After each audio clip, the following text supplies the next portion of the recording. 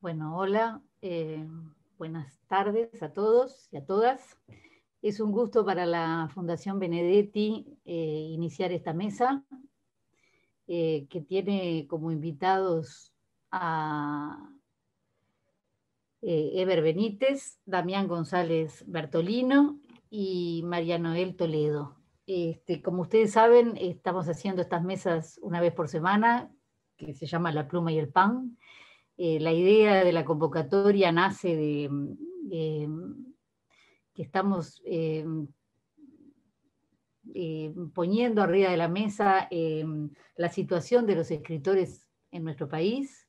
Entonces, este nombre de La Pluma y el Pan tiene que ver con eso. La pluma es como la idea de la situación de los escritores, de la figura de los escritores, del valor simbólico de los escritores, y el pan es la propiamente el pan, qué posibilidades, en qué situación se encuentran los escritores con respecto a los derechos, qué derechos tienen en tanto trabajadores culturales, ¿no? Entonces estamos con esta mesa hoy y vamos a empezar presentando a María Noel Toledo. María Noel Toledo nació en Artigas el 1 de diciembre. Tiene dos hijos, Santiago y Ramiro. Es licenciada en Artes Plásticas y Visuales y se ha dedicado a la escultura y a la instalación. Si les parece, los presento a todos, así después cuando empezamos a hablar ya cada uno va tomando la palabra. Vamos a empezar, va a empezar a hablar María Noel. Después va a seguir Damián González Bertolino. Damián González Bertolino es narrador, nació en Maldonado en 1980. Su principal obra es El increíble Springer. En 2017 fue incluido en la lista Bogotá 39, que destaca a los escritores más importantes de Latinoamérica menores de 39 años. Y tenemos con nosotros también a Eber Benítez Pesolano, que es profesor, investigador, ensayista, crítico y poeta. Es egresado del IPA y doctor en letras por la Universidad de Valladolid. Profesor adjunto de literatura uruguaya en la Universidad de la República. Bueno, muchas gracias a todos por aceptar esta convocatoria y bueno, iniciemos nomás esta conversación con esta primera parte de la situación de los escritores. Esta idea del valor simbólico de los escritores y empezamos con María Noel, si te parece bien. Sí, bueno, agradecer a la Fundación María Benedetti por la invitación. Mi enfoque va a ser a partir de lo que yo me dedico, que es a la literatura infantil juvenil. La literatura infantil juvenil tiene algunas particularidades con respecto, es un género un poco distinto, si bien corresponde a la literatura en general, pero tiene otro público diferente y tiene unas características especiales que hacen que todo sea un poco distinto. Para empezar, es un género que está muy relacionado con la imagen, está muy relacionado con los ilustradores también. Yo soy ilustradora, aparte de escritora, y entonces estoy un poco como de los dos lados, ¿no? En el libro álbum como que tenemos esa expresión más grande, ¿no? De esa relación entre el texto y la imagen, y hace que haya como una especie de creación continua que vamos haciendo bueno, en mi caso me voy interrogando a mí misma, pero si no, en el caso cuando tengo un autor, digo, lleva un proceso un poco diferente. Incluso hasta en la producción del libro, que es un poco como un poquito más lenta, porque se va produciendo entre los dos. Y bueno, hay algo que tiene la literatura infantil juvenil, es que es joven, se puede decir que tiene una cierta juventud. Y desde mi punto de vista, esto es una cosa muy personal, es una teoría que el otro día comentábamos con Roberto, y es que esta juventud que tiene la literatura infantil juvenil, sobre todo en nuestro país, y que ha tenido un impulso bien diferente de los años 90, y que ha ido creciendo, y que al día de hoy es el 20% de los títulos que se presentan en Uruguay son de literatura infantil juvenil. Pero esa juventud le da, mi teoría, es que todo lo que involucra a niños como que parece que se minimiza un poco. Yo soy odontóloga de niños, hace muchos años que lo dejé, pero este fenómeno se daba, esa minimización de la odontopediatría era, claro, tú sos odontóloga, de niños, de niños. Entre el magisterio, los profesores, tú sos maestra, de niños. Entonces como que viene repitiéndose, parece como una de otra vez, pasa en el arte, pasa en el, son obras para niños, claro, son obras para niños. Y en la literatura se viene dando lo mismo. Entonces yo hace cerca de 40 años vengo trabajando con niños en un montón de estos lugares, en el teatro o desde el punto de vista odontológico de los escritores. Y entonces eso hace que parece que no se ve del todo en serio, no se valora del todo lo de la literatura infantil juvenil en esos aspectos. Y vamos a ver hacia dónde va eso. También otro fenómeno que se da es la feminización, digamos, de ese rubro, de todos esos rubros que les digo, todo lo que tiene que ver con los niños. Y bueno, ahora se ha cambiado muchísimo, pero en su época, claro, una cosa que hacían las mujeres. Entonces, todo eso para mí, es mi teoría, como que hace que todavía no hemos... No sé, antes se diría como que la literatura infantil juvenil no se puso los pantalones largos, bueno, como que nos estamos poniendo, pero como que falta, ¿no? En cuanto al rol del escritor, de nosotros, pienso que la motivación a la lectura para los niños en adelante arranca en este momento. Entonces, si los libros de infantil juveniles son motivadores y les gustan y los enganchan y todo, bueno, realmente hay una labor que ya va a seguir en adelante abonando a la lectura, ¿no? También creo que somos aportadores los escritores de literatura infantil juvenil con el lenguaje identitario uruguayo, digamos.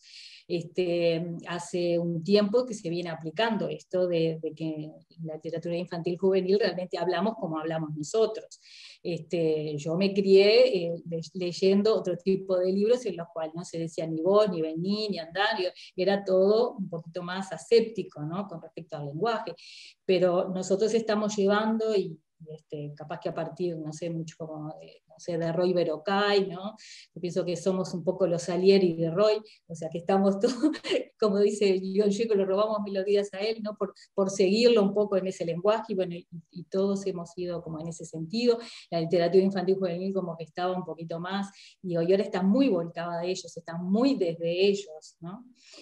Y procurando no caer de nuevo en ese didactismo, ¿no? que hace que los niños realmente no estén tan estimulados a leer. Nosotros tenemos que estimularlos y que realmente aquello sea literatura, y que sea realmente evasión, porque tenemos una cosa muy importante que son en este momento los videojuegos.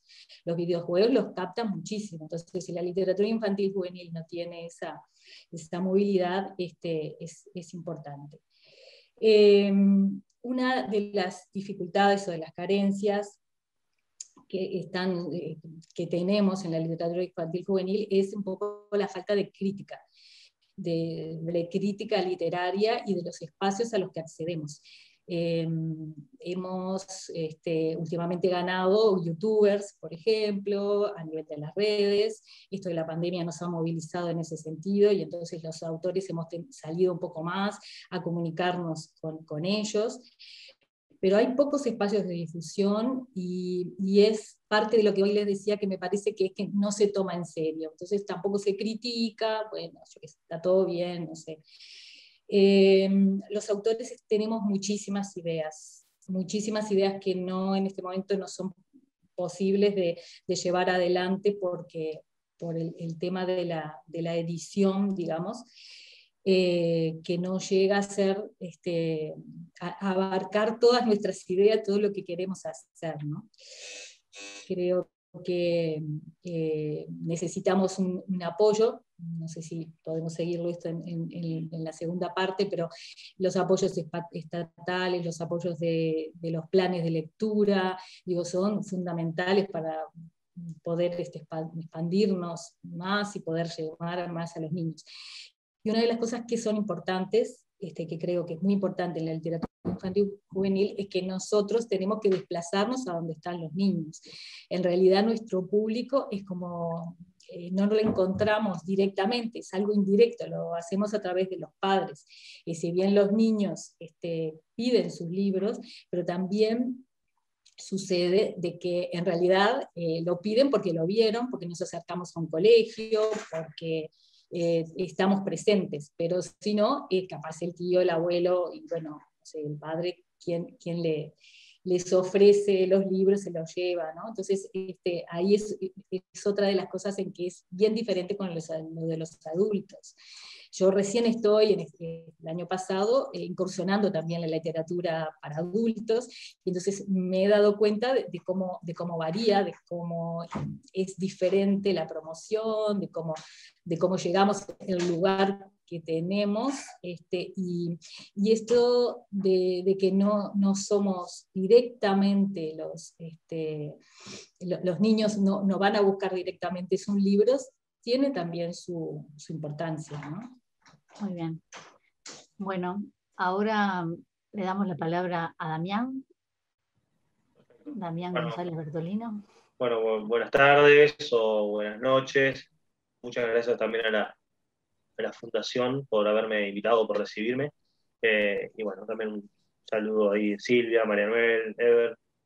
Un gusto compartir esta suerte de mesa en el aire, ¿no? Que es, me quedé, aparte de hablar de lo que yo pienso, me quedé pensando en lo que decía María Noel, del fenómeno de la literatura infantil, que creo que muchos autores de literatura infantil son las verdaderas estrellas de la literatura de este país, ¿no? Nombraba a Roy Belocay recién, María Noel, que debe ser de los escritores más famosos del Uruguay. Creo que son los autores de literatura juvenil e infantil. Una vez estaba en cerca de una escuela y apareció Ignacio Martínez, y fue como si hubiera llegado Paul McCartney, más o menos. Los niños saltaron por encima de las maestras y lo corrieron al tipo. 50, 60 niños lo rodearon. Otro tanto una vez me pasó viendo a Sebastián Pedroso en una feria del libro, y yo dije, esto es el estrellato de la literatura uruguaya, ¿no? A donde no, quédate tranquila, María Noel, que los autores para gente grande no llegan ni a los talones de ellos, ¿no?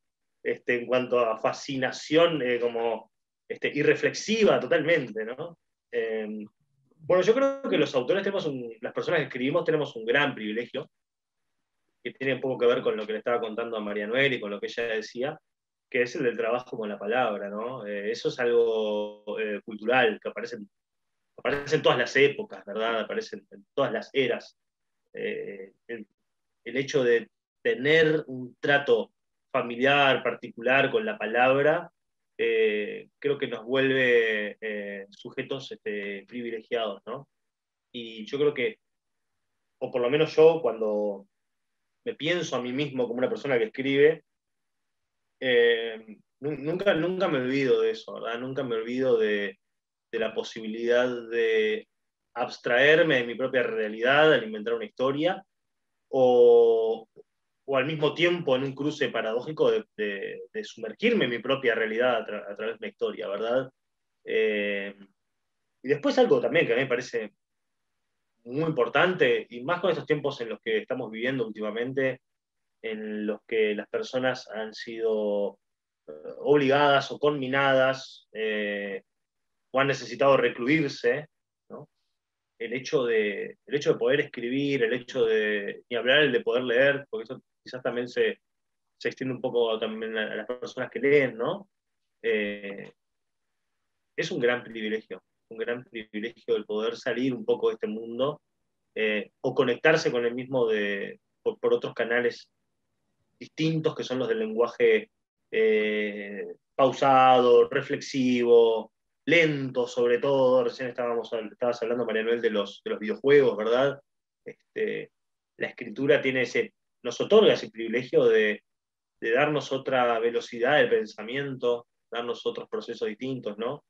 Y para mí un componente muy importante en la escritura, que es el del poder, con mayúscula, del poder como entidad que controla a los individuos en la sociedad.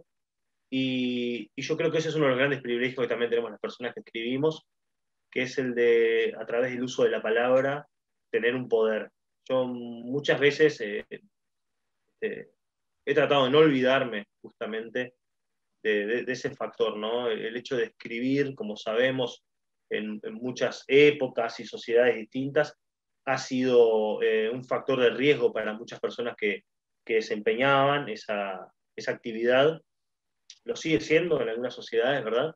Y es porque justamente de algún modo escribir impugna el poder, de algún modo escribir señala los mecanismos del poder en una sociedad. Ese poder puede ser un poder económico, puede ser un poder simbólico, puede ser, no sé, en sus diversas formas, ¿no? Que tiene de sujetar a los individuos. Y yo nunca dejo en el fondo la escritura como una forma de enfrentar eso que a nosotros no nos gusta del mundo y de justamente señalarlo, ¿no? Yo hace poco estaba repasando una obra de Peter Handke de teatro que se llama Caspar, que tiene que ver con aquel caso de ese niño europeo que creció aislado, sobre el que se hizo una película de Herzog también, Caspar Hauser, ¿no? Estaba repasando unos diálogos de la obra de teatro que hizo Peter Handke, el premio Nobel. Y hay un fragmento que me parece maravilloso, que es justamente mientras los personajes reflexionan acerca de la asimilación de lo que es el lenguaje, ¿no? Dice un personaje, puedes hacerte el tonto con una oración. A mí me parece un ejemplo magnífico de eso que yo estaba diciendo recién, ¿no? Cómo un individuo se puede plantar frente al poder o a las exigencias de los otros que creen tener sobre uno un cierto derecho de manipulación, plantarse a través del lenguaje. Porque no es ser tonto, es hacerse el tonto también. Y muchas veces eso puede servir para subvertir lo que no nos gusta que nos están haciendo, ¿no? Hacerse el tonto con una oración. Pero solamente puede hacerse el tonto de esa manera quien aprende a manipular el lenguaje, quien conoce los entresijos del lenguaje, las dinámicas profundas que el lenguaje entraña, ¿no? Así que yo creo que para mí pensar en esta primera parte que proponía Silvia acerca de esta parte por el todo, ¿no? Esta pluma que de algún modo representa la actividad toda de quienes escribimos, yo creo que tendría que ver, para ya darle el paso a Ever, que está ahí escuchando, creo que tendría que ver con estos conceptos, ¿no? El privilegio y el poder, ¿no? Pero bueno, dejo por ahí lo que estoy diciendo ahora. Muy bien. Ever. Bueno, buenas noches. ¿Qué tal todos? Ahora, en este saludo un poco más formal, quiero agradecer a la Fundación por esta invitación y felicitarles por la iniciativa, porque en definitiva esto permite repensar el lugar del escritor, la escritora, y en relación con una serie de cosas, algunas de las cuales fueron tratadas por mis compañeros aquí en la mesa. Yo pensaba darle un cierto sesgo a esta presentación que tiene que ver más con el lado de la pluma, pero a veces se me hace más difícil desconectar la pluma de lo otro, ¿no? De todo lo que la implica. Pero bueno, hagamos una pequeña separación que se parezca a una distinción metodológica para poder hablar, y puedo instalarme precisamente en esta cuestión por un lado, en esta cuestión del poder, a que se refería a Damián recién, es decir, al poder asociado al lenguaje, a la capacidad de hacer un uso del lenguaje a través de la escritura, que para el escritor el lenguaje es un espectáculo, no necesariamente es un vidrio transparente que deja ver las cosas, generalmente es un espectáculo.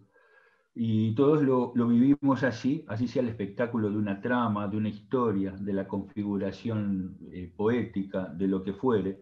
Y yo creo que sí, que ahí hay un principio distintivo que a mí me va a hacer pensar en la otra parte también. Es decir, porque uno digamos, en estos términos no va a definir, por supuesto, la literatura, pero no es tan fácil colocarse en una posición en la que digamos, ¿qué es una escritora? ¿Qué es un escritor? ¿Cómo identificar finalmente y en todos los casos un escritor, una escritora? Hay distintos tipos de escritores y escritoras, hay distintas formas de situarse ante la creación por la palabra, es decir, ante la función creativa por la palabra. Hay muchas maneras de decirlo, voy a elegir esta. Y a mí me ha preocupado esta idea, porque yo he estado escuchando otros colegas en otras sesiones de este mismo ciclo plantearse el asunto, ¿no? Y yo tengo una manera de planteármelo en que digo, bueno, ¿es el escritor, la escritora, alguien que se encuentra a la intemperie desde el punto de vista de las relaciones sociales, de lo que implica el acto de escribir y poder, digamos, ser reconocido como tal? Aunque esto ya me lleva para el lado del pan, por eso decía esa dificultad al principio, es decir, ¿es esta actividad una actividad cuya relativa autonomía, el mundo de las letras, el mundo del arte, cuya relativa autonomía me coloca por fuera y por dentro, a su vez, de relaciones sociales singulares? Bueno, yo me lo pregunto permanentemente. Es decir, me pregunto distintas cosas tales como la literatura, la escritura, las distintas formas suponen una reconfiguración de la vida y suponen, desde el punto de vista de la creación, es decir, las determinaciones que la vida en su propio flujo nos impiden tener, la literatura genera esa suspensión, esa proyección de mundo. El mundo se hace más mundo desde ese punto de vista, por más ficción que sea, y por más que sea una ficción muy distanciada de ideas de realidad y de cosas por el estilo. Es decir, yo creo que existe ese poder, que existe esa manera de pararse ante un principio diferencial que supone la actividad artística en el terreno de la palabra. Esa actividad artística que nosotros llamamos la creación literaria, cuando hablamos de escritores y escritoras, hablamos en términos de creación literaria o en relación a esas creaciones, por ejemplo, los trabajos críticos, ensayísticos. Hay distintas formas por supuesto, la narrativa, la poesía, etc., teatro. Hay distintas formas de pararse ante las letras, ¿no? Entonces, a mí lo que más me interesa es ver cómo la escritura tiene un momento autonómico y un momento en que la utilidad queda suspendida. Es decir, hay un momento no pragmático en la creación que hace al valor, es decir, a una forma del valor de lo literario. Esto es una convicción personal, es decir, tiene que ver con la idea de que la actividad de la escritura no es meramente un servicio utilitario. Es un servicio cuya utilidad se da como un tiro por elevación y que afecta a reconfiguraciones más potentes de la vida a través de ficciones, a través de ciertos mundos poéticos, a través de distintas maneras a las que les podemos poner diferentes nombres. Pero yo me pregunto, entonces, alrededor de eso, es ¿cómo hago para que estos escritores, estas escritoras, es decir, tengan, digamos, reciban una valoración social, es decir, que sea una valoración más extendida y que no necesariamente sea una valoración que los sitúe en el orden de la obra como mercancía? Es decir, ¿cómo resistimos que ese sea el valor, que es el valor hegemónico en esta sociedad? Es decir, porque hay comunidades, o algunos integramos comunidades interpretativas, es decir, que, digamos, que ejecutan un cierto desplazamiento de ese valor automático, que es el valor de la mercancía, que es el mero valor de cambio. Es decir, entonces, cuando uno se pregunta eso, lo que tiene que hacer es discutir el valor, porque discutir el valor del escritor, de la escritora, es una discusión política. No es solamente no es una discusión meramente estética.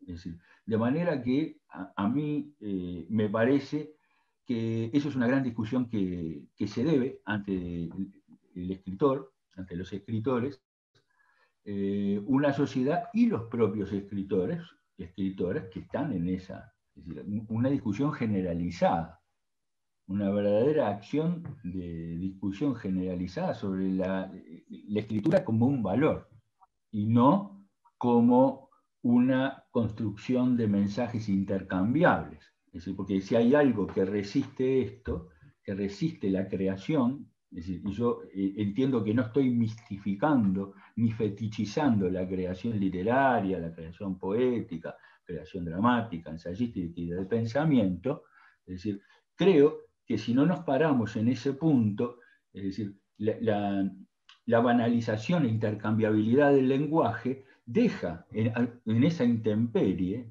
a los escritores, es decir, y es una intemperie que en parte debe ser resistida y en parte debe ser defendida, porque es también la intemperie ante el capital como mega valor que desplaza otras posibilidades, que son las posibilidades de creación, que son posibilidades de producción, que son capacidades de transformación. Bueno, muy bien. Estamos entonces, Eber, muchas gracias. Estamos Gracias a ustedes. en la primera parte, en esta presentación de la pluma y de las dificultades o no que ustedes veían con la figura del escritor, con el lugar del escritor, con el lugar simbólico del escritor o de la escritora. María Noel nos ponía en el lugar de una cierta subalteridad, que es la que provoca mujeres escribiendo para niños, escribir para niños en principio, y mujeres escribiendo para niños.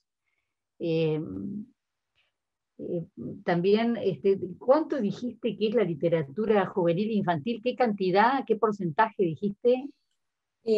Una de las dificultades que tenemos en la literatura infantil juvenil es que no hay cuantificado prácticamente nada, pero sí que sabemos, bueno, lo confirmé el otro día a través de la Cámara del Libro, es el 20%, las publicaciones de infantiles juveniles son el 20%, y bueno, y calculamos, bueno, Dinora López Soler, una estudiosa de la literatura infantil juvenil, hace años que la viene estudiando, y hace unos años ella hablaba hace unos años, bastantes años, de 2006, de unos 120, y hoy podemos estimar quizás que haya 200 o un poco más. Entonces esa sería un poco la cuantificación en cuanto a esa marea de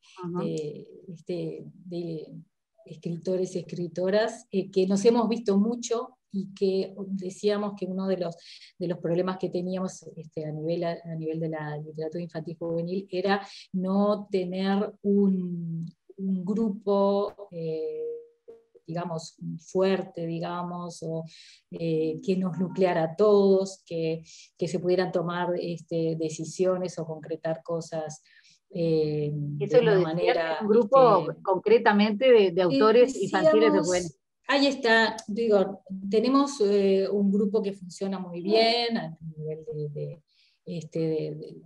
de reunirnos a través de comunicados y de cosas, está funcionando muy bien. Funciona muy bien también todo el tema de solidaridad, porque hemos pasado momentos en esta pandemia con muchos autores con problemas, con autores de literatura infantil y juvenil, porque claro, lo que nos está pasando es que nosotros tenemos muchas actividades conexas, profesores de literatura, profesores muchas veces, en el caso mío, por ejemplo, hacia las artes plásticas, entonces todo eso es como que se ha cortado, y se han cortado las ferias, y se ha cortado esa comunicación que estábamos hablando hoy, que era tan importante entre el niño y el autor. Y hay una anécdota muy, muy interesante que pinta eso de que si no estamos presentes, una maestra me decía que había uno de los niños que le decía que claro, que los autores de los libros y todo estaban todos muertos. Y entonces ella le dijo, no, por favor, no están muertos. Yo te voy a traer autores acá para que vengas a ver que no están muertos. Y entonces eso, cuando ven a un autor, a veces eso que habíamos hablado hoy de qué significaba, ¿no? Para mí, por ejemplo, escribir es esa comunicación con los niños, con los adultos también, en este caso ahora que incursioné en los adultos, y ese ida y vuelta. A mí realmente me convoca muchísimo esa posibilidad de crear algo. Para mí es como crear una sorpresa, y es doble a veces, y es una ilustración también, ¿no? Es crear algo para que ellos descubran. Es lo mismo que a nivel del teatro, cuando hago escenografía.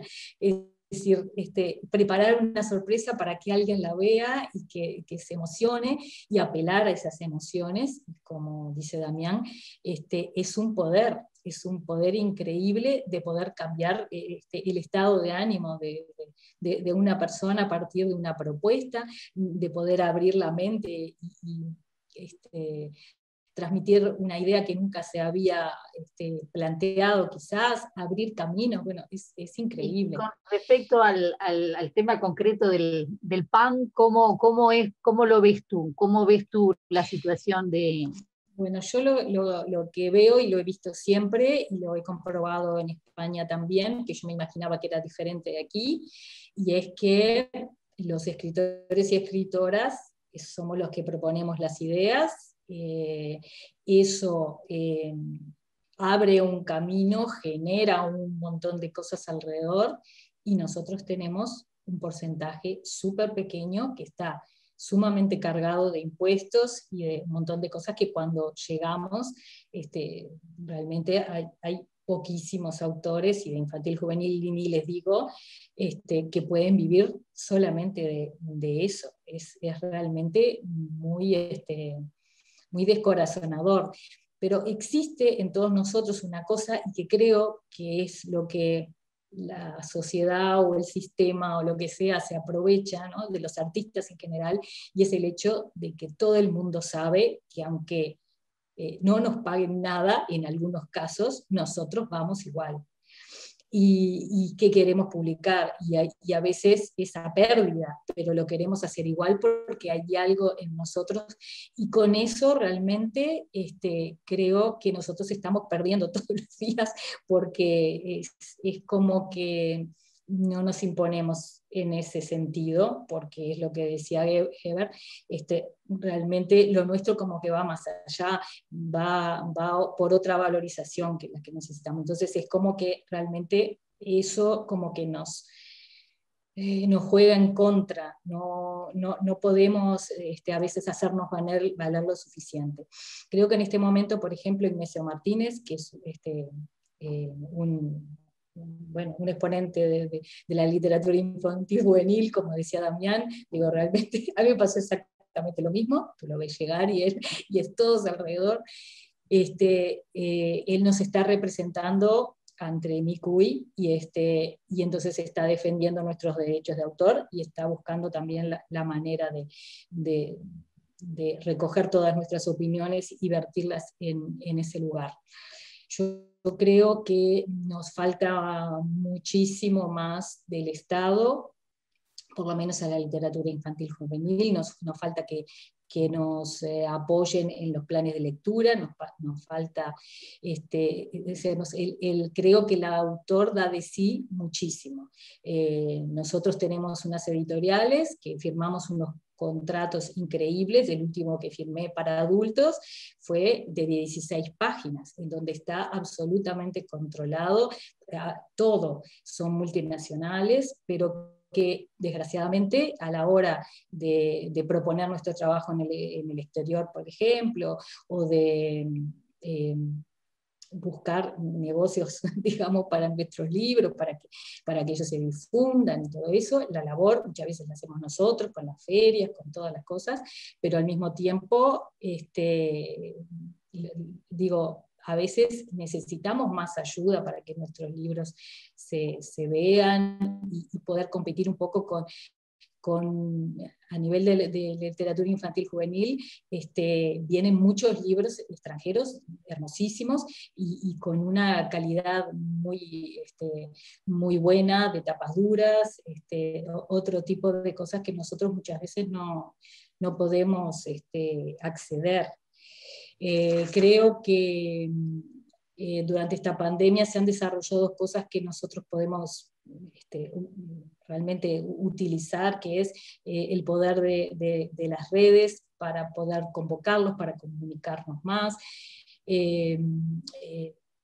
plan Ceibal nos ha ayudado muchísimo a la visibilización, pero el tema es que no nos ha ayudado desde el punto de vista del libro en formato papel, y nos hemos ido al libro digital, que es toda una discusión. Con el tema de los niños es un poco, no sé, es una experiencia diferente, es como otra cosa, porque al contar con la imagen es diferente.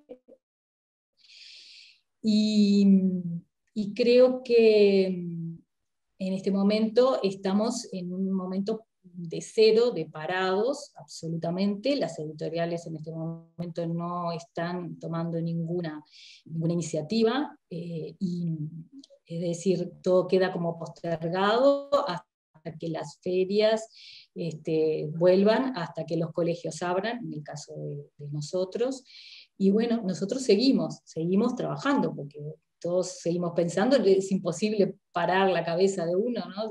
de la generación de cosas, pero como que todo esto preocupa mucho, preocupa en el tiempo, de cómo esto se va a solucionar y qué va a pasar con el tiempo, si vamos a poder tener los artistas la posibilidad de una remuneración luego de muchos años de trabajo, la cuantificación del trabajo y de lo que trabajamos, y sobre todo en la literatura infantil juvenil podría decir que se puede decir que lleva, a ver, es un cuento cortito, es una novela corta, o lo que fuera. Y un poco con lo que estaba hablando Eber, ¿no? De dónde está el valor. Ahí también habría un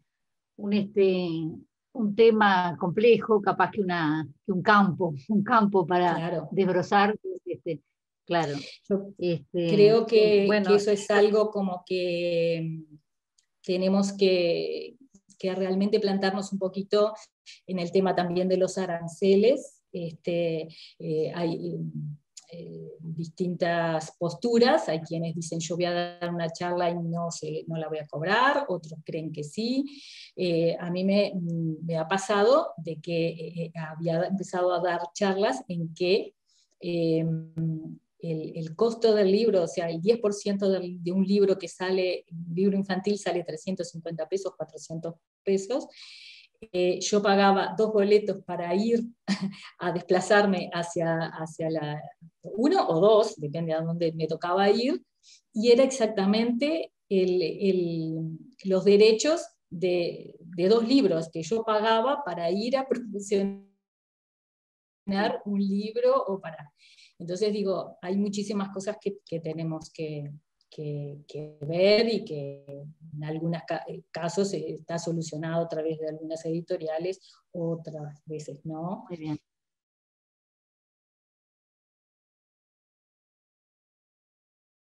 Pero eso es un poco el Damián, parte del campo.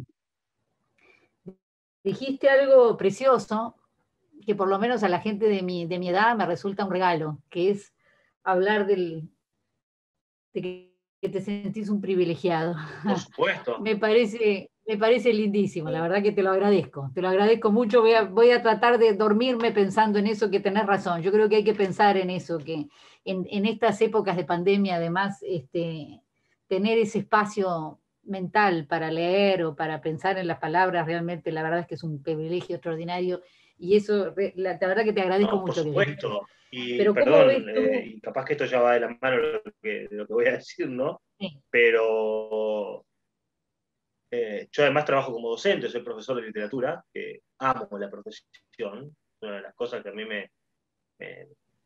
casi que te diría que me conmueven día a día hacer, y soy una persona privilegiada. A ver, esto por ahí yo no lo digo mucho, la gente me conoce, pero como muchos de nosotros por ahí, yo también vengo de familias en las que ser un obrero, o ser un empleado, sobre todo, y hasta changador, era una cosa muy, muy común, ¿no? Y eso implicaba muchas veces, no solo precarias o difíciles, o a la intemperie, ¿verdad? O al sol, o a la lluvia, sino también incluso frente a patrones o capataces o jefes que muchas veces no tratan bien, ¿no? Puede pasar de todo, pero también podía pasar eso, ¿verdad? Entonces, el hecho de que los libros son mi vida y me encanta leer, y además escribo, pero el hecho de que yo me dedique a hablar de libros, ¿no? de lecturas y de lo que los otros ven cuando leen frente a adolescentes, en un lugar que está, ¿no? Medianamente calentito, cerrado, no se llueve, limpio, es un privilegio enorme. Y mucho más cuando yo, leyendo un texto en secundaria, veo a través de los ojos de mis estudiantes nuevamente ese texto, se me renueva porque yo veo ese asombro primero con el que ellos están viendo por primera vez un capítulo del Quijote de la Mancha, o el horror de cuando ven Medea Eurípides lo que hace con sus hijos. Y yo veo de nuevo el texto ahí, o sea que es un privilegio por todos lados, ¿no? Yendo a la parte del escritor, yo voy a tratar de no ser pesimista también, ¿verdad? Porque yo estaba escuchando y estuve escuchando también, como decía Heber, algunas otras intervenciones de los ciclos pasados, y del ciclo de este ciclo de intervenciones pasadas, quise decir, y no tenemos que olvidar que vivimos en un país que es periférico por ser bueno en la expresión, ¿verdad? En muchos sentidos.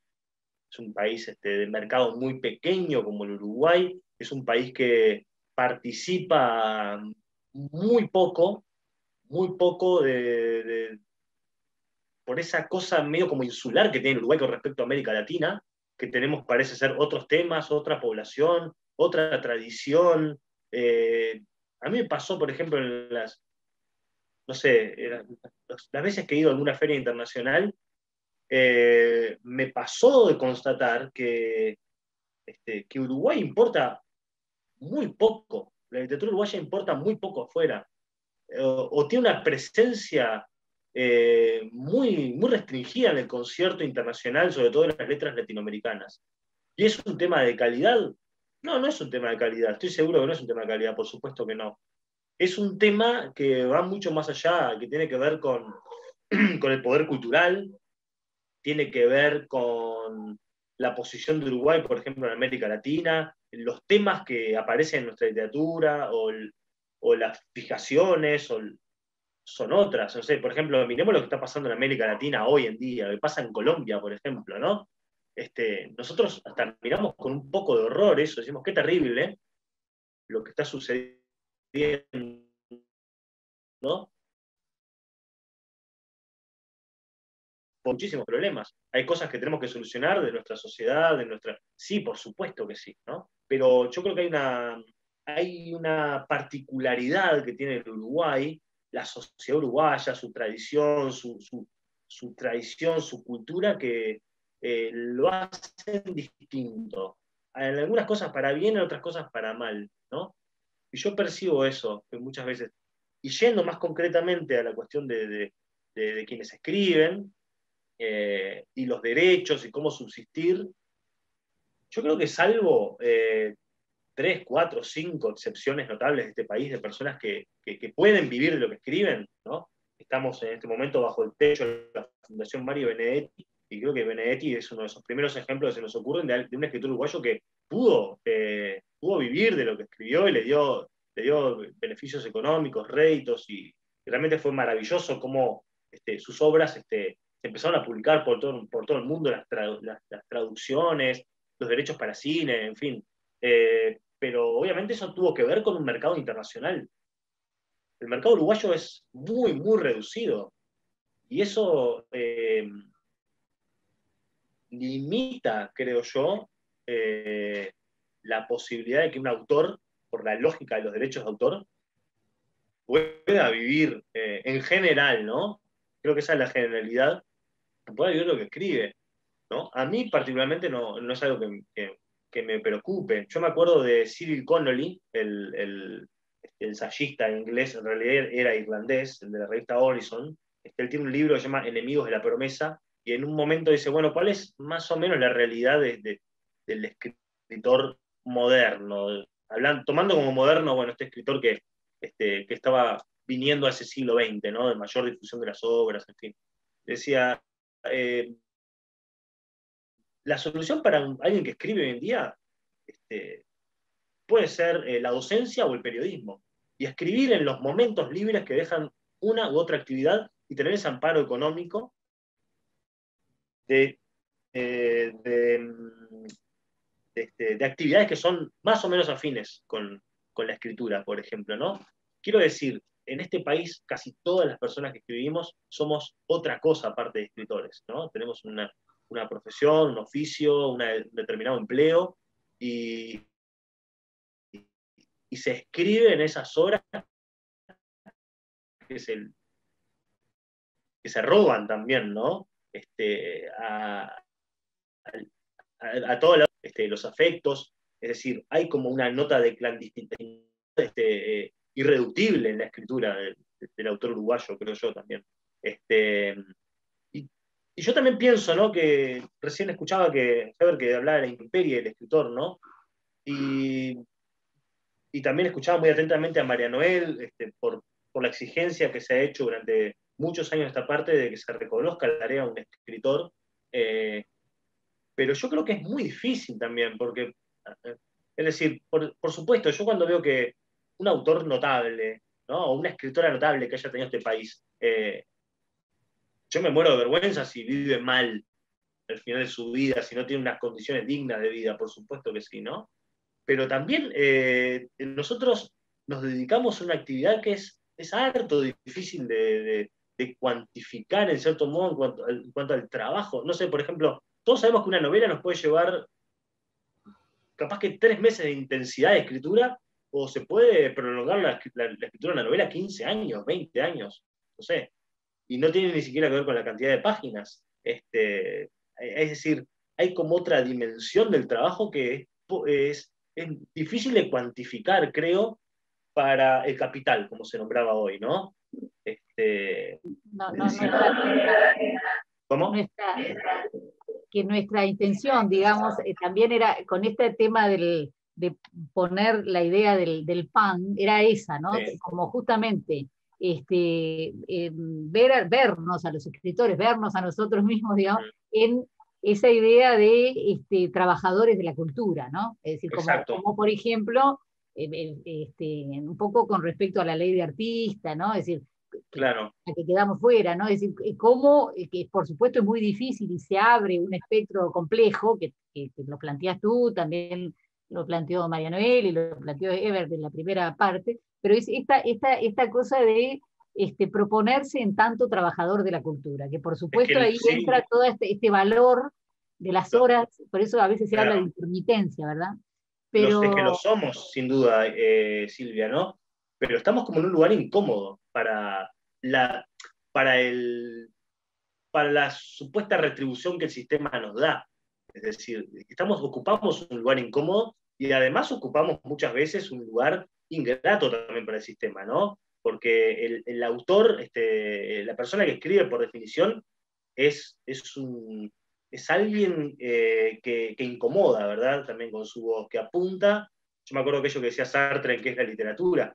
Gran parte de la incomodidad que muchas veces la sociedad puede sentir frente a alguien que escribe, es que aquel que escribe está utilizando el lenguaje para señalar algo que por lo general no está señalado en el concierto de la vida, y abre una suerte de espacio en los demás que lleva a los demás a preguntarse por qué esta persona está señalando esto en particular de la realidad. Y eso la transforma en una persona sospechable, digamos, de realizar algo que quizás esté minando el campo de acción, ¿verdad? Es decir, el hecho, obviamente yo conozco esta parte, como hacen otras artes, ¿verdad? Pero el hecho de moverse en esas coordenadas, ¿no? Creo que también genera como una suerte de cortocircuito, ¿verdad? Cuando uno quiere exigir algo de otra lógica también, ¿no? Es decir, yo dije, no quiero ser pesimista tampoco, pero creo que es un problema muy grande que hay que ver qué mecanismo se encuentra, ¿verdad? Hoy se hablaba del Estado, bueno, por supuesto que hay otra pata que es el apoyo a editoriales, ¿verdad? La promoción de la lectura, eso sin duda, ¿verdad? Pero en cuanto a la situación del escritor, de la escritora, ¿verdad? Yo creo que ahí hay algo, hay como una incomodidad, ¿verdad? Que es muy difícil es muy difícil de solucionar, ¿no? Quien escribe es una suerte de piedrita en el zapato, ¿no? El sistema también. Y como yo decía hoy, también como impugna muchas veces el poder, y esto lo vemos en otras sociedades, de escritores que han sido privilegiados por determinados gobiernos, ¿no? Y otros autores que han sido hundidos por esos gobiernos. Pienso en algunos autores de China, por ejemplo, ¿no? Que han sido perseguidos y otros autores han sido alabados, por poner un ejemplo lejano. Entonces, yo creo que es una situación difícil, ¿no? A mí sí, por ejemplo, me gustaría, y con esto ya termino, a mí me interesa mucho la lectura en particular, más allá de lo que les pase a los escritores, ¿no? Creo que me importa más la lectura, me importa más que se lea, me importa más que lleguen los libros a las bibliotecas del país, a las bibliotecas de los centros educativos del país, de las escuelas, de los liceos. Hay quienes hemos recorrido un poco de este país, poco, mucho, vemos que hay gente que realmente tiene ganas de leer y que en sus lugares no tienen espacios de referencia vinculados con los libros. No llegan, hay lugares, porque de pronto nosotros estamos muy acostumbrados a que vivimos en lugares más o menos céntricos del país, digamos, y estamos acostumbrados a ver una librería, bibliotecas, pero hay gente que no tiene nada, o sea, hay gente que realmente no llega a los libros, ¿no? Yo creo que me importa mucho más el hecho de que la gente llegue a los libros hoy por hoy, el fenómeno de la lectura en sí y su promoción. muy bien. Perdón por un momento que me tomé más. Bueno, Ever, vos abriste la enorme complejidad de la valoración adentro del pensamiento del escritor, ¿no? Que ahí se arma un lío bárbaro. Bueno, ¿tú qué dirías con respecto a este pensamiento del PAN, ¿no? Del marco legal, del escritor en tanto trabajador de la cultura, de estos campos que se abren que también tienen que ver con un concepto de alta cultura o no? Bueno, ¿cómo ves tú todo esto y qué nos acercás? Sí, gracias, Silvia. y gracias a los compañeros que me precedieron. Porque yo a medida que pienso lo que voy a decir, estoy escuchando lo que están diciendo. O sea, digamos, si no entendemos esto en términos de incidencia recíproca, es como un intercambio de parlamentos. Y a mí lo que me pasa es precisamente eso, que este es un tema como muy abierto, en el sentido de que no tengo una resolución. Tengo algunos conceptos elementales de los que realmente no quiero bajarme. Uno de ellos tiene que ver, bien, a ver, volvamos a citar a Sartre, ¿no? O sea, ¿para qué sirve la literatura? Es decir, para proporcionar de pronto un sentido que el caos de la vida no puede proporcionar, y de pronto los escritores, las escritoras son capaces de generar una historia del lenguaje y una historia de acontecimientos por el lenguaje que hace que veamos las cosas de una manera diferente, de una manera renovada, e incluso de una manera resistente a ese flujo vital que está permanentemente asediado por ideas, por prácticas, por distintos acontecimientos. Así que yo creo que sí, que los escritores no producen necesariamente otros mundos, pero sí otros sentidos del mundo. Entonces, ahí hay producción, sea la literatura para niños, se identifique así, tal como lo planteaba María Noel, sea otras narrativas, otras dimensiones genéricas, otras prácticas escriturales, etc. Y la importancia que tiene, obviamente, la lectura, como decía Damián recién, para la transformación de la percepción de lo real, es decir, para la liberación de las clausuras que sin las letras, sin la lectura, o sea, sin aquello que se lee, es decir, sin que exista algo para leer, porque la escritura no ha sido superada ni va a ser, digamos, avasallada por el universo de la imagen, siempre va a haber, digamos, un código fuerte en la lengua y una potencia creativa en los lenguajes para que la escritura, el escritor, la escritora sean un momento de creatividad que en términos del mercado serían un momento de producción. Yo a veces intercambio esto con la incomodidad de hablar de creación y producción, ¿no? De condiciones de creación y condiciones de producción. Entonces, yo me sitúo el problema de la escritura, el problema del pan, Silvia ya estaba subrayando, digamos, el ir a ese punto, como un problema que yo lo asocio precisamente con la valoración social. Es decir,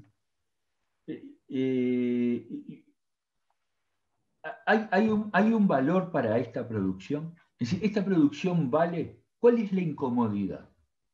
Es decir, el escritor, los escritores necesitan o tienen que reclamar un reconocimiento social que genere otras condiciones de vida y por lo tanto otras relaciones sociales. Soy una primera cosa a la que me resisto, y es que los escritores sean cooptados por el Estado. A mí me parece que la cooptación estatal liquida la libertad. Incluso hoy, y si no queremos hablar en términos de libertad, pues bien, otros, liquida la independencia. Yo, a ver, puedo sentirme, no me gusta mucho decir esta palabra, sobre todo en esta época en que los verdaderos privilegiados, durante esta pandemia, los grandes privilegiados y los negocios de la pandemia se esconden detrás de una máscara de llanto, ¿no? Es decir, hay otros que no, hay otras personas, pero acá hay mucha gente sufriendo cosas espantosas, ¿no? Pero aquellos que nos dedicamos a trabajar, a vivir de las letras, en un sentido, lo estamos haciendo, como decía Damián, son muy pocos escritores, bueno, lo fue Galeano, lo fue Benedetti, es decir, nos estamos dedicando, después tardíamente lo fue Bonetti, es decir, nos estamos dedicando a eso, es decir, a través de un conjunto de tareas que son derivadas de la identificación y de las prácticas del escritor, del escritor. Yo, por ejemplo, soy profesor agregado de literatura uruguaya en la Universidad de la República y yo no vivo de del porcentaje de ventas de un libro como Sesquicentenario, que me asombró porque es mi último libro de poemas, que se vendió más de lo que yo creía, ¿no? O sea, yo no vivo de eso. Es decir, pero además prácticamente nadie vive de eso. Es decir, y uno se hace esta pregunta sí que es incómoda. ¿Hay que vivir de eso? Yo no la voy a responder. ¿Hay que vivir de eso? ¿Tengo que vivir de eso? ¿Tengo que tener una suerte de beca permanente del Estado o de organismos paraestatales para escribir y publicar todos los años, como hay en México, ¿no? El Fondo Nacional de las Artes? Conozco gente muy concreta que vive de eso. Nosotros pensamos en estos tiempos y venimos pensando justamente eso que estás diciendo, hacer una diferenciación también entre los derechos de autor, como decía Damián, y creo que también decía María Noel, en un país chico, ¿no? O justamente frente a eso, cierto amparo legal que signifique posibilidad, ¿no? Posibilidad para que la condición de la escritura se dé, en el caso de que alguien no pertenezca a la academia, por ejemplo. Exacto. ¿No? La academia también, la academia en todo caso sería tan rigurosa como el Estado, de repente, no sé, eso es un tema que habría que pensarlo. Pero digo, el planteamiento en realidad tiene un poco que ver con eso, ¿no? Quiero decir, las condiciones de posibilidad que se puedan generar dentro de un marco para que esa posibilidad exista, ¿no? Las condiciones elementales para que esa posibilidad exista, ¿verdad? Sí, Silvia, yo incluso estoy muy de acuerdo con eso. Es más, yo iba a decir algunas cosas, no sé cuántos minutos me quedan. Y ya no nos queda mucho, pero bueno, 3 minutos. No, yo lo que quiero decir es lo siguiente, digamos, si tuviera que sintetizar. Primero que hay varios problemas que van a subsistir y que son problemas muy complejos, ¿no? O sea, ¿cuáles son los límites, los contornos para identificar a personas que son escritores, ¿no? O sea, porque un músico es mucho más fácil de identificar y hay una dificultad inherente, es decir, a la presunta volatilidad técnica de especialización que es la del escritor, la escritora, etc.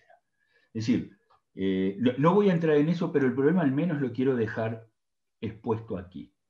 Lo segundo es lo primero que yo decía, y es que la independencia del Estado es algo importante, pero el abandono social es otra cosa, y creo que por ese lado también está en lo que veníamos hablando y lo que señalaba Silvia ahora. ¿Cuáles son las condiciones para eso? Es decir, el escritor deambula dentro del campo literario y el campo intelectual. Produce, crea su propia obra, o la crea con otros, etc. Pero para vivir una vida remunerada tiene que escribir una reseña, participar de presentaciones, tener otro tipo de actividad relacionada. Yo escribí años en País Cultural y en parte en Cuaderno de Marcha. O sea, digamos, una actividad en donde la remuneración, es decir, por la función de escritora, de escritor, se vea, es decir, se materialice. Entonces, a mí eso me parece muy importante. Es decir, porque esto no es un apostolado. Es decir, digamos, si los músicos cobran, digamos, no estamos hablando de privilegios ni nada, por favor. Un artista plástico cobra, los actores y actrices cobran por tener determinadas actividades artísticas. ¿Qué pasa? ¿Por qué el escritor tiene que ir y hacer una presentación en donde no se le pague, y tener una actividad, integrar una mesa en donde no se le reconozca un cahier? Es decir, yo creo que, acá comparto con un amigo, Fernando Butallón, yo creo que acá tendría que haber una primera salida que es una salida gremial, es decir, digamos, una forma de organización en términos gremiales para generar esas condiciones que Silvia está reclamando y nosotros también. Es decir, y sobre todo para la actividad del escritor y de la escritora que está menos ligado, por ejemplo, a la enseñanza, a otras actividades que pueden ser privadas, públicas, etcétera, pero que no se le paga por creador, se le paga por otras competencias, por otra formación. Es decir, digamos, pero aquí el punto es que se necesita, digamos, sortear toda esta cuestión, toda esta intemperie borrosa y decir, bueno, hay aranceles, se va a discutir un arancel, acá hay un gremio, es un gremio de escritores, digo que el problema de quién es escritor, quién no es escritora, o sea, esos límites van a ser verdaderamente un correlato pragmático. Entonces, a mí lo que me parece es que, digamos, la salida gremial es una de las salidas como de escritores, es decir, para condiciones, reivindicaciones, es decir, para, digamos, establecer criterios de, bueno, ¿qué es ser escritor? Entendemos que es escritores que son nobles, nuevos, acá hay escritores más consagrados por el tiempo, por la obra, por la crítica, etcétera, etcétera, y está participando de determinada actividad en un lugar público y también en un lugar privado. Entonces, ¿qué garantías tienen?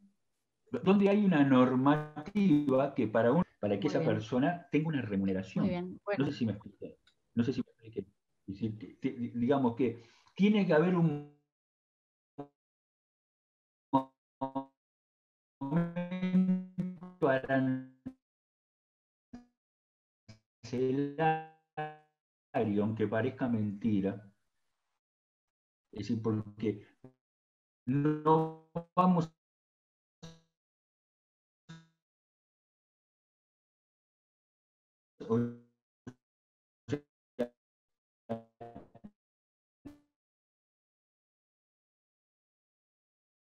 nosotros resistimos. De la lengua. Así que muchas gracias a los tres. Esto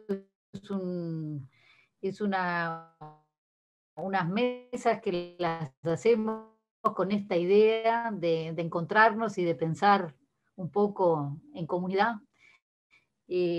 Una comunidad que capaz que nos ha faltado hasta ahora o que la tenemos que volver a encontrar, pero capaz tenemos que juntarnos a conversar más, y esto de alguna manera es una invitación a todos a que pensemos juntos.